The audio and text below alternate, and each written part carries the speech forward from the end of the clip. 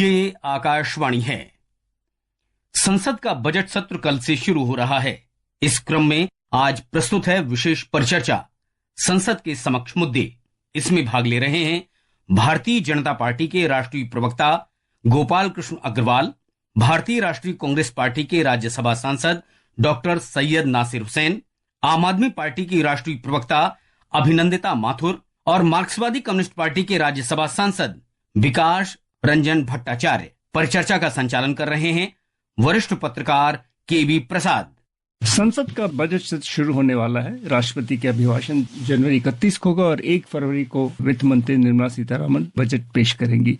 4 अप्रैल तक चलेगा सत्र, लेकिन 13 फरवरी और 10 मार्च के बीच में अवकाश रहेगा। सदन की बैठक नहीं होगी, लेकिन बजट पे चर्चा होगी कमेटी द्वारा। संसद की प्राथमिकता तो रहेगी, बजट के दौरान तो रहता ही है कि बजट पारित हो। सरकार चाहेगी वित्त सिस्टम है वो सुचारू रूप से चलता रहे, लेकिन विपक्ष की ओर से भी तैयारी है कि कुछ मुद्दों को उठाएं जिसको लेकर वो चाहेंगे कि सरकार को कटघरे में खड़ा करें। ऐसे में देखा गया कि पिछले सत्र में काफी हद तक की सरकार और विपक्ष के बीच में कुछ नोकझोंक तो रही, लेकिन विपक्ष के बीच में भी कोई बहुत ज्यादा तालमेल नहीं दिखा कुछ मुद्दों को लेकर। आइए समझे आने वाले सत्र पे हमारे साथ जुड़े हुए हैं कांग्रेस पार्टी की तरफ से प्रवक्ता doctor Syed Nasir Hussain, Communist Party Marxist की तरफ से विकास रंजन अपनी बात रखेंगे, अभिनंदिता माथुर जी जो कि आम आदमी पार्टी की नुमाइंदगी कर रही हैं, और भारतीय जनता पार्टी से गोपाल कृष्ण अग्रवाल जी इस चर्चा में भाग ले रहे हैं। डॉक्टर हुसैन, हम जानना चाहेंगे विपक्ष की तरफ से आपकी क्या प्राथमिकता रहेंगी इस आने वाले सत्र में? अपोजिशन का काम होता है कि जो जन के मुद्दे हैं, जन की आवाज है, जन के इश्यूज हैं, जो हादसे होते हैं, इन तमाम इश्यूज को पार्लियामेंट में उठाएं। उसके साथ में जो सरकार के विफलताएं रहते हैं, नाकामयाबियां जो रहते हैं, उसको लोगों के सामने लेके, और उसके साथ साथ अगर लगता है कि सरकार कोई गलत काम कर रही है तो उसको अपोज करें। इन तमाम इश्यूज तो रहेंगे। जैसे हर साल की तरह इस बार भी जो प्रेसिडेंट एड्रेस रहेगा, जब प्रेसिडेंट एड्रेस रहेगा तो उसमें क्या निकल के आएगा, क्या विजन आएगा, क्या रोड मैप आएगा, जो 2-3 दिन की बहस होगी उसमें अपोजिशन पार्टीज के नुमाइंदे अपनी बात रखेंगे, और साथ में जब बजट प्लेस होगा तो बजट की एनालिसिस करेंगे, बजट के खामियों को सामने रखेंगे, बजट का डायरेक्शन, बजट का विजन को लेके जो है हम जो आलोचना करना उसको करेंगे। हम चाहते हैं कि जो है खुल के बहस हो। पिछले सेशन में भी हम चाहते थे बहस करें, लेकिन पार्लियामेंट के अंदर देखा गया कि पहली बार ऐसा हुआ कि सत्ता पक्ष के एमपीज, ट्रेजरी बेंचेस के एमपीज बात करने नहीं दे रहे थे, सरकार बहस से भाग रही थी। हम इस बार बहस करना चाहते हैं और इन तमाम इश्यूज को हम उठाना चाहते हैं। विकास जी, हम समझना चाहेंगे कि किस तरह की रणनीति अपनाई जाएगी। हमारा देश में ये बजट सेशन है, बजट सेशन पर अर्थनैतिक मुद्दे पर जरूर चर्चा होगा। हमारा रुपया घट रहे है, घटते घटते कहाँ पहुंचे पता नहीं है। हमारी इकोनॉमिक सिचुएशन में बहुत स्थिति नहीं है, बेरोजगारी बढ़ रही है, ये महंगाई हो रही है। इसके खिलाफ सरकार का कोई इतिबाचक कदम नहीं उठाया, इसके खिलाफ हम जरूर आवाज उठाएंगे। हम कोशिश करेंगे हर अपोजिशन को इसी आधार पर एकजुट करने के लिए। अभिनंदिता जी, हम जानना चाहेंगे आम आदमी पार्टी जो विपक्ष में है इस वक्त लोकसभा में, तो क्या प्राथमिकताएं रहेंगी और क्या अप्रोच रहेगा विपक्ष की तरफ से और आम आदमी पार्टी की तरफ से आने वाले सत्र में? आम आदमी पार्टी हमेशा की तरह आम आदमियों की आवाज को, आम इंसानों की आवाज को, देश के एक आम नागरिक की आवाज को सड़क से लेकर संसद तक पहुंचाने का काम करती है। आज हमारे देश में एक बड़ा यूनिक क्राइसिस है, और वो क्राइसिस है कि वो मिडिल क्लास जिसके कंधों पे देश बनता है, जिसके कंधों पे, जिसके हार्डवर्क से इकोनॉमी चलती है, वो जो मध्यम वर्ग है, ना तो वो एक वोट बैंक रहता है और ना ही वो एक प्रायोरिटी रहती है गवर्नमेंट के लिए। और इस पर्टिकुलर रजीम ने मिडिल क्लास की रीढ़ की हड्डी तोड़ दी है, जो कि मिडिल क्लास एक देश की रीढ़ की हड्डी खुद होती है। वो परिश्रम करते हैं, अपना टैक्स चुकाते हैं और इस देश को मजबूती से आगे बढ़ाते हैं। लेकिन आज इनकी जो आवाज है, जो मिडिल क्लास की आवाज है, वो बनने से पहले ही टूट जाती है, क्योंकि आप अपनी रोज की उलझनों में बुरी तरह परेशान रहते हैं। तो हमेशा की तरह आम आदमी पार्टी की प्रायोरिटी यही रहेगी कि जो आम इंसान की तकलीफें हैं उनको पार्लियामेंट में मजबूती से, बुलंद आवाज में कहा जाए। उसकी थोड़े प्रायोरिटी जो है वो देश के गरीब और मिडिल क्लास लोगों की तरफ लेके जाएं कि आप ये कर क्या रहे हैं। आप तो अपने लिए बिल्कुल सूट बूट सरकार बनाए हुए हैं, लेकिन आम आदमी का क्या होगा? एम्प्लॉयमेंट की हालत इतनी खराब है, आप देखिए कि यूथ जो है हमारा वो बिल्कुल बेरोजगार बैठा है। पढ़े लिखे लड़के लड़कियां आज मिलियन जॉब्स कर रहे हैं। एक मध्यम वर्गीय परिवार आज अपने लाइफ को प्लान नहीं कर सकता, अपनी फैमिली प्लान नहीं कर सकता, क्योंकि उन्हें यही भरोसा नहीं है कि कल उनके पास कोई सिक्योरिटी होगी कि नहीं होगी। किसी भी रूप से अपनी परेशानियों का हल ढूंढना हो तो आदमी सरकार की तरफ देख नहीं पा रहा है। इन मुद्दों पर हम जरूर आवाज उठाएंगे। अग्रवाल जी, हम समझना चाहेंगे कि भारतीय जनता पार्टी की तरफ से क्या प्राथमिकता रहेगी? सरकार अपना बजट पेश करेगी और पूरा जोर रहेगा कि बजट सुचारू रूप से पेश भी हो और पारित भी हो, तो प्राथमिकताएं वित्त मंत्री अपनी दोहराएंगी, तो उसको लेकर बीजेपी की क्या अपेक्षा है? बजट बहुत महत्वपूर्ण सेशन होता है और देश की अर्थव्यवस्था अभी ऐसे मोड़ पे है जब अगर रिफॉर्म्स और पॉलिसीज के अंदर सरकार पॉजिटिवली काम करके अच्छे चीजें लेके आती है तो हमारी अर्थव्यवस्था बहुत तेजी से आने वाले समय में आगे बढ़ सकती है। पूरा विश्व भारत की तरफ देख रहा है। भारत की अर्थव्यवस्था अगर आप देखें तो ग्लोबल लेवल पे सबसे तेज गति से बढ़ती हुई अर्थव्यवस्था है और सरकार की प्राथमिकता है कि गरीबी पूरी तरह से उन्मूलन हो, देश के मैन्युफैक्चरिंग सेक्टर तेजी से आगे बढ़े, एम्प्लॉयमेंट जनरेशन के लिए नए नए आयाम खुले और जो टैक्सेशन के जो इश्यूज हैं उन सबको भी सॉर्ट आउट करें। तो मुझे लगता है कि हमारी प्राथमिकता इसी बात की है कि अर्थव्यवस्था को तेज गति से इस बजट के माध्यम से और प्रोपेल कैसे करें। देखिए, अर्थव्यवस्था ऐसी चीज है जिसमें सारे देश का इंटरेस्ट है और अपोजिशन से भी हमारा रिक्वेस्ट है कि आर्थिक मामलों में राजनीति को लेके खींचतान ना करें। अर्थव्यवस्था देश के लिए महत्वपूर्ण है, समाज के हर वर्ग के लिए महत्वपूर्ण है और देश को विश्व के लीडरशिप के रोल में स्थापित करने के लिए भी महत्वपूर्ण है। डॉक्टर हुसैन, पिछले सत्र में ये देखा गया कि विपक्ष के बीच में कुछ बिखराव की स्थिति दिखती आई, खासकर कुछ आपके जो इंडिया अलायंस के गठबंधन के साथी थे वो अपना अलग ही मुद्दे उठाना चाहते थे कांग्रेस से हटकर। तो ऐसे में आपको लगता है कि विपक्ष की जो एकजुटता है उस पर कहीं ना कहीं दरार दिख रही है, जिसको लेकर आप और जो कांग्रेस और की तरफ से जो विपक्ष के नेतृत्व है उसके भी सवाल या निशान उठ रहे हैं? हम तमाम अलग अलग पार्टियां हैं, अलग अलग एजेंडा है, अलग अलग आइडियोलॉजी है। हम सारे पार्टी 2024 के इलेक्शन के पहले हम लोग एक साथ आए थे, एक एजेंडा के साथ आए थे, देश को बचाना, डेमोक्रेसी को बचाना और हमारे कॉन्स्टिट्यूशन को प्रोटेक्ट करने की बात थी। तो संविधान में जो दिए गए हुकूक का जो हनन होता है, जो आवाज दबाई जा रही थी, जो कुचली जा रही थी और जो कॉन्स्टिट्यूशनल एजेंसीज हैं, ऑटोनोमस एजेंसीज हैं, उसका दुरुपयोग जो हो रहा था और उसको खत्म करने की जो साजिश, उसको डिस्क्रेडिट करने की खास्ता साजिश जो चल रही थी, उसके खिलाफ हम लोग एकजुट है कि एक नया विजन है, एक नया रोड मैप के साथ हम लोगों के बीच में गए थे। काफी सफलता उसमें मिली, लेकिन आज जब वो रोल खत्म हो गया है तो अलग अलग स्टेट में जब चुनाव हो रहे हैं और उन चुनाव में अलग अलग मुद्दे लेके लोकल पार्टी सब ने काम कर रहे हैं। पार्लियामेंट के अंदर ज्यादातर जो मुद्दे होते हैं जिसपे अपोजिशन एक होके जाती है, लेकिन एक आध दो मुद्दे ऐसे होते हैं जहाँ पे कुछ पार्टियों को अनकंफर्टेबल महसूस होता है या नहीं तो कुछ पार्टियों को लगता है कि उसको उठाना नहीं चाहिए, तो उसका ध्यान भी रखते हैं और हम लोग उनकी उस भावना को रेस्पेक्ट भी करते हैं, हम उनको अलो भी करते हैं कि वो अपने हिसाब से वो स्टैंड ले। लेकिन मोर और लेस ज्यादातर मुद्दों को हम साथ में इकट्ठा होकर लड़ते हैं और आगे बढ़ते रहते हैं। विकास रंजन जी, विपक्षी एकजुटता को लेकर पिछले सत्र में कुछ सवाल उठे थे, तो क्या आपको लगता है इस सवालों को लेकर कुछ जवाब आएंगे या विपक्षी एकता में जो बिखराव दिखने को मिला उसमें कोई कमी आएगी या ऐसे ही चलता रहेगा? देखिए, ये सारे पार्टी को इंडिपेंडेंट प्रोग्राम है, इंडिपेंडेंट आउटलुक भी है, फिर भी अब सारे पार्टी एकजुट होता है सरकार, केंद्रीय सरकार के खिलाफ, उनका नीतियों के खिलाफ, अर्थनैतिक स्थिति के खिलाफ। मेन मुद्दे पर ये पार्टी सब लोग आपस में मिलजुल हो जाएगा। जो डिफरेंसेस होता है ये होना भी स्वाभाविक है क्योंकि ये होमोजेनियस नहीं है। अगेन ये है यूनिटी ऑफ ऑल पार्टीज। इस सरकार सोचते हैं एक देश, एक आदमी, एक नेता, एक धर्म। ये नैतिकता नहीं है कॉन्स्टिट्यूशन का। कॉन्स्टिट्यूशन का नैतिकता जो है, इसमें हमें विभिन्नता का सवाल करना पड़ेगा। विभिन्नता में हमारा ऐक्य है, ऐक्य में भी विभिन्नता है। ये है पॉलिसी ऑफ फेडरलिज्म, इसको मानना पड़ेगा, इसको हमको आगे बढ़ाना पड़ेगा। इसी ऊपर चर्चा होगी एवं इसी चर्चा के आधार हम सब एकजुट होंगे। तो हुसैन, पिछले सत्र में ये भी देखा गया था, कुछ स्वर इस तरह के सुनाई दिए जिसमें लोगों ने कहा कि कांग्रेस का नेतृत्व जो है इंडिया अलायंस को लेकर कुछ ठहराव की स्थिति है या कुछ बदलाव होना चाहिए। तो ऐसे में आपको क्या लगता है कि इस तरह की बात से एकजुट जो विपक्ष दिखता है उसमें कहीं ना कहीं कुछ ना कुछ ढीलापन महसूस होता है?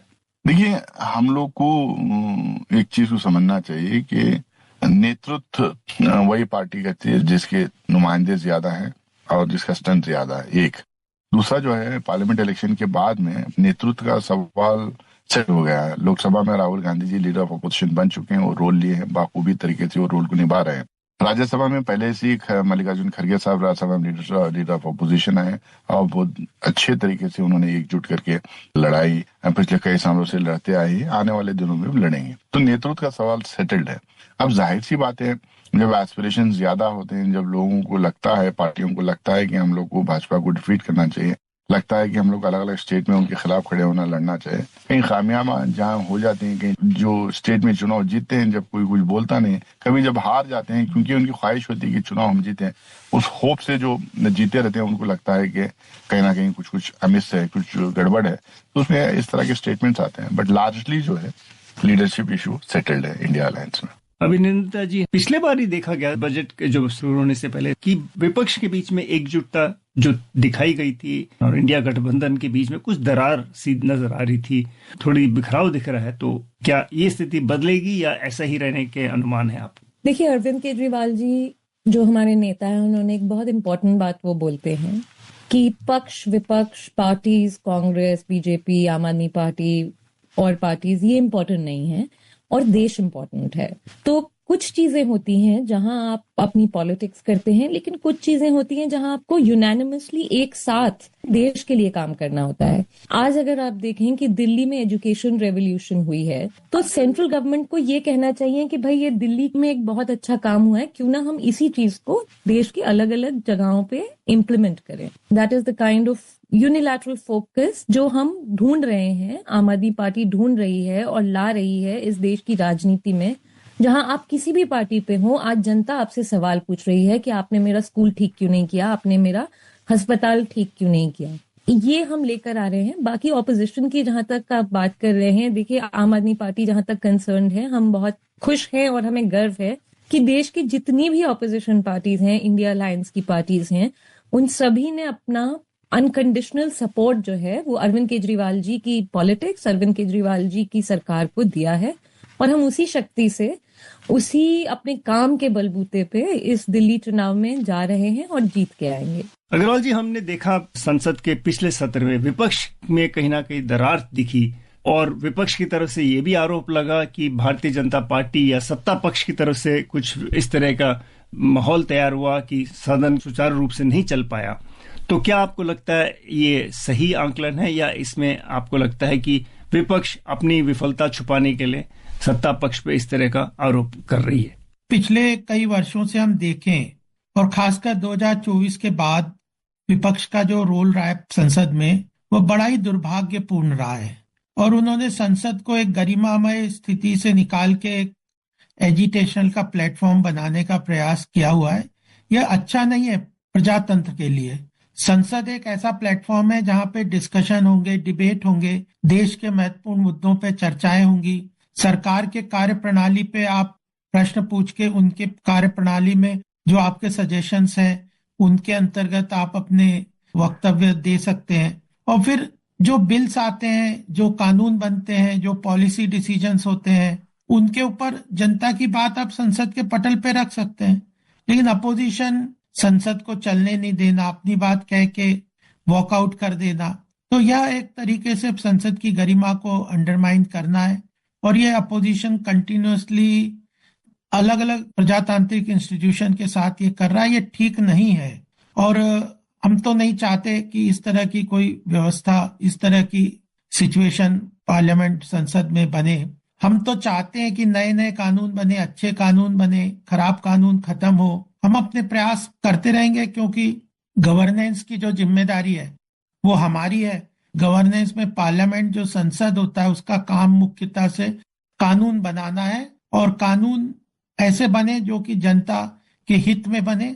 तो जो हमें लगता है कि जनता के हित में कानून हैं और उनकी आवश्यकता है, उन कानूनों के बनाने के लिए जो जो भी काम करने होंगे सत्ता पक्ष की तरफ से, हम उन सबको करेंगे। लेकिन चर्चा करने को हम हरदम तैयार हैं। उनके हर अच्छे सजेशंस को अपने पॉलिसी और लीगल मैटर्स में इनकॉर्पोरेट करने को हम तैयार हैं। आइए, मैं तो विपक्ष से कहता हूं कि साथ मिलके इस संसद के माध्यम से देश के विकास, जो अमृत काल में प्रधानमंत्री मोदी जी का जो आह्वान है, उस कार्य के लिए आगे बढ़ाएं। और जहां तक अपोजिशन यूनिटी की बात है, वो तो बिल्कुल स्पष्ट हो रहा है। जैसे आपने भी कहा कि हम का स्टेट इलेक्शन अलग तरीके से लड़ेंगे, सेंट्रल इलेक्शन में एक साथ लड़ेंगे, तो फिर मुद्दे कहाँ हैं? आइडियोलॉजी कहाँ है? एकता कहाँ है?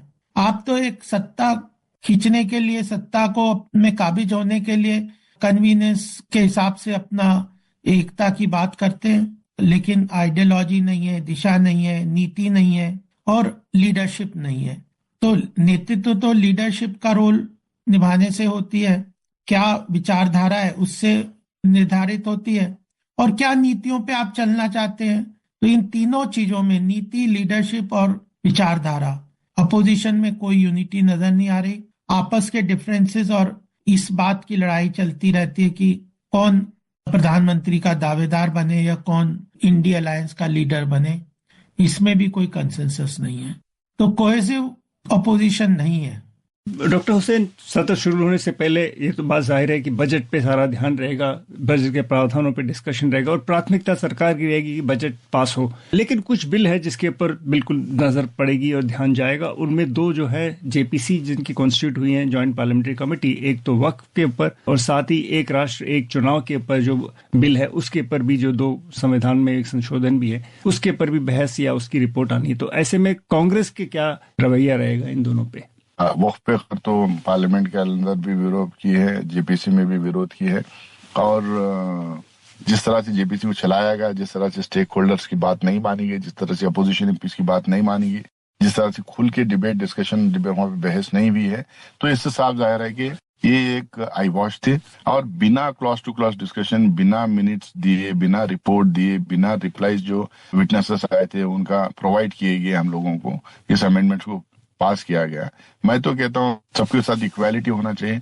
जो हिंदू को लॉस है सेम लॉ मुसलमान को, जो मुसलमान को है वही लॉ सिख को, और सिख को जो है उसी तरह क्रिश्चियन और पारसी सबको भी होना चाहिए।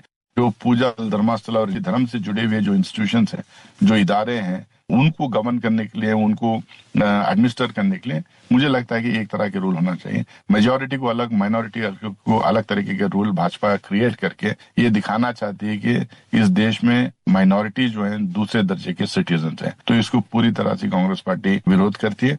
उसके साथ में वन नेशन वन पोल का हम ऑलरेडी विरोध किए हैं। अभी पूरे डिटेल्स, पूरे इनपुट्स उनके वो बिल में क्या लाएंगे हमारे सामने आए नहीं। जब वो आएगा तो हम उसके ऊपर एक पोजीशन लेंगे। डॉक्टर हुसैन, जो वन नेशन वन इलेक्शन को लेकर काफी बात हुई, प्रधानमंत्री भी इसको लिए बार बार कह रहे हैं, राष्ट्रपति जी ने भी अपनी संबोधन में 26 जनवरी से पहले जो पूर्व संध्या में बात की उन्होंने भी इसकी बात रखी। तो ऐसे में इस पे बहस की बात करी जा रही है, तो जब बहस होगी और उसमें जैसे आपने कहा शुरुआत में कांग्रेस का जो पोजीशन रहा उसके ऊपर तो आपने अपनी बात रखी है, लेकिन आगे चल के क्या रणनीति रहेगी? क्योंकि विपक्ष के जो बाकी सारे आपके साथी हैं उनका क्या इस पे मूड है और क्या आपकी बातचीत हो रही है इन चीजों पे? इसमें एकदम साफ है कि हम लोगों ने इसको अपोज किया था, क्योंकि इसकी प्रैक्टिकलिटी को लेके हमारे सामने थोड़ा संदेह था। हम लोग को लग रहा था कि प्रैक्टिकल चीज नहीं, क्योंकि 75 साल में हम लोगों ने प्रोटेस्ट किया है। अब कोई सरकार 2 साल के बाद गिर जाती है, हम लोग डाइवर्स डेमोक्रेसी है, अब वो बहुत सारे इश्यूज आ जाते हैं, हादसे हो जाते हैं, जिसके चलते सरकारें गिरते हैं। जब सरकारें गिर जाते हैं तो उसको प्रेसिडेंट रूल में थोड़ी हम लोग को रखा जा सकता है। स्टेट को चुनाव तो करना पड़ेगा, पॉपुलर गवर्नमेंट रहना चाहिए। तो ये कैसा प्रैक्टिकली पॉसिबल है? एक स्टेट का चुनाव एक 5 फेज में करवाते हैं, तो पूरे हिंदुस्तान का, स्टेट का, सेंटर का, लोकल बॉडीज का कैसा करवाएंगे? क्या आएगा बिल में देखना पड़ेगा, फिर उसके बाद हम लोग हमारे इन हाउस डिस्कशन करके उसके ऊपर हम एक पोजीशन लेंगे। विकास जी, एक राष्ट्र एक चुनाव, उस पे रिपोर्ट आनी है, तो क्या रुख रहेगा? वन नेशन वन इलेक्शन ये शरीरतांत्रिक नीति का प्रतिफलन है। कॉन्स्टिट्यूशन में लिखा हुआ है, India is union of states. जब कॉन्स्टिट्यूशन बन रहे थे उसके आधार पर जब हम क्रांतिकारी संघर्ष किया है, क्रांतिकारी संघर्ष में विभिन्नता की प्राधान्य थे। आदमी हर जगह के एक होकर ब्रिटिश के खिलाफ लड़ाई किया। दुर्भाग्य यह है कि अभी जो सरकार में है वो तो ब्रिटिश के खिलाफ लड़ाई का इसको कोई इतिहास है नहीं, इसीलिए ये समझते नहीं है कि हमारा कंट्री का मूल मुद्दे क्या है। कॉन्स्टिट्यूशन में हमको ये युक्त राष्ट्र जो स्ट्रक्चर दिया है इसको हमको रखना पड़ेगा, इसको आगे बढ़ाना पड़ेगा। इसको आगे बढ़ाने का जो चिंता है इसका खिलाफ है वन कंट्री वन नेशन। अब जोर से एक साथ को रस्सी दे के पकड़ के बंधेंगे ये नहीं हो सकता। सबको अपना अपना क्षेत्र में पूरा स्वाधीनता देना पड़ेगा, इसी के आधार पर हमको यूनिटी होगा। इसीलिए हम वन कंट्री वन नेशन ये कॉन्सेप्ट का सख्त विरोध है।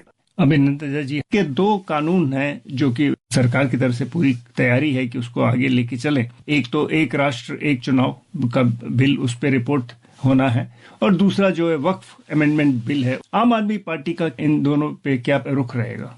देखिए, ये बीजेपी की बड़ी टिपिकल टैक्टिक्स हैं। तो आप उस तरफ देखें या उस तरफ लोगों का ध्यान बढ़ाएं जो उतनी प्रायोरिटी एक्चुअली देश के लिए है ही नहीं। अगर आप वन नेशन वन इलेक्शन की बात करें, और आप ही के शो पे पिछले सत्र से पहले भी हम लोगों ने ये डिस्कशन किया था कि वन नेशन वन इलेक्शन जैसी जो पॉलिसीज ये सेंट्रल गवर्नमेंट लाना चाहती है, जो कि इजीली वर्कड आउट भी नहीं है।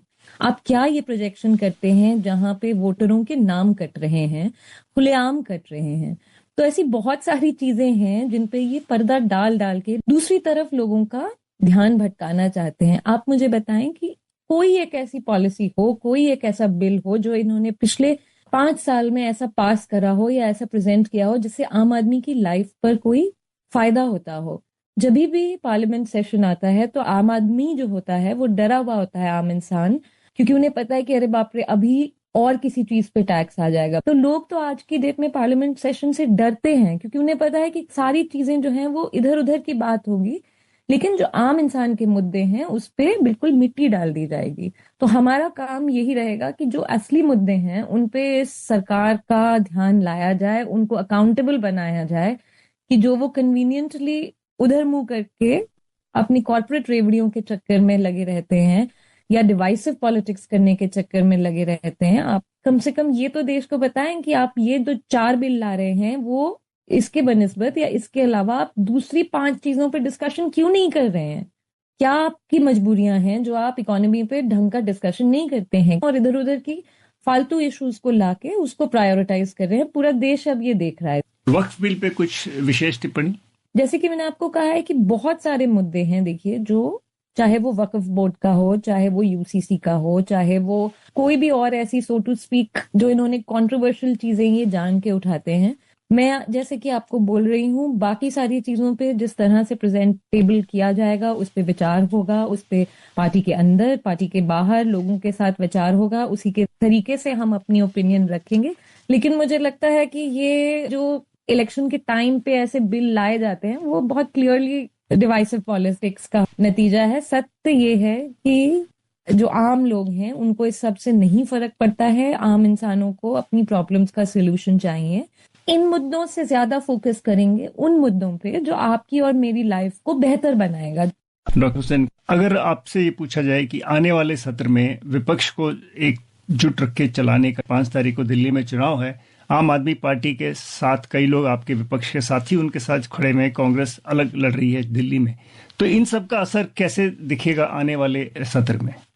हम लोग पार्लियामेंट के इश्यूज पे पार्लियामेंट के अंदर एकजुट होकर लड़ेंगे, स्टेट्स में इलेक्शन अलग अलग लड़ेंगे, देखते हैं चुनाव में क्या होता है। एक दूसरा जो है ये चुनाव के नतीजे और स्टेट्स में जो चुनाव होते हैं, मुझे नहीं लगता है कि इसको ऑल इंडिया लेवल पे जो यूनिटी है, पार्लियामेंट के अंदर जो यूनिटी है, फ्लोर पे जो यूनिटी होती है, उस पे कोई प्रॉब्लम होने वाली है। तो आपकी तरफ से कोई विशेष अप्रोच होगा ताकि सारी एकजुटता दिखे और विपक्ष की तरफ से भारतीय जनता पार्टी की सरकार पे घेरा बनाए रखे?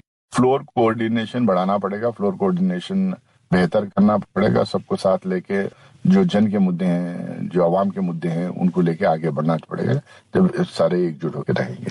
अभिनंदन जी, आपको क्या लगता है कि कांग्रेस जो कि इस वक्त दिल्ली में आपके विरुद्ध चुनाव लड़ रहा है, ठीक है आपने बात कही कि हर पॉलिटिकल पार्टी का अपना प्राथमिकता रहती है चुनाव के दौरान, लेकिन क्या इस के बाद जो आने वाला सत्र है, क्योंकि 5 तारीख को दिल्ली का चुनाव है, 8 को नतीजे निकलेंगे, तो उसका कहीं ना कहीं आपको लगता है कोई छाया पड़ेगी विपक्ष के एकजुटता पे, या विपक्ष के जो पूरी तैयारी है? बिल्कुल नहीं। मुझे लगता है कि विपक्ष जो है, जो कि देश की जनता का ही रिप्रेजेंटेशन है, तो देश की जनता जो है वो अब करंट रिजीम जो है उसको समझ चुकी है।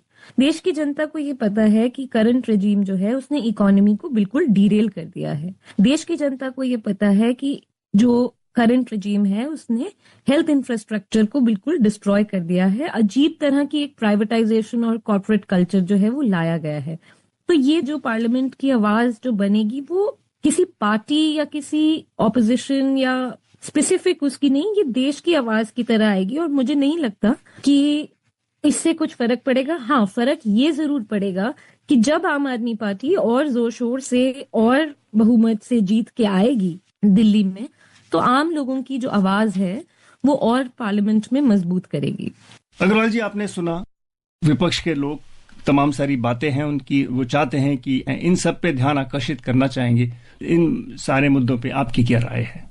आप पार्टी के प्रवक्ता ने जिस प्रकार कहा कि मिडिल क्लास की बात करना चाहते हैं, तो बिल्कुल स्वागत है उनका। मिडिल क्लास के सभी समस्याओं को रखें, और हम अब सरकार की तरफ से तो पूरी तरह से उसके लिए प्रतिबद्ध हैं कि समाज के हर वर्ग के लिए विकास में भागीदारी सुनिश्चित करने के लिए काम करेंगे। बजट एक अच्छा सशक्त माध्यम है, उसमें हम हर वर्ग को आगे लेके जाएंगे, उनके लिए योजनाएं लाएंगे, उनके लिए विकास के रास्ते खोलेंगे उनके लिए।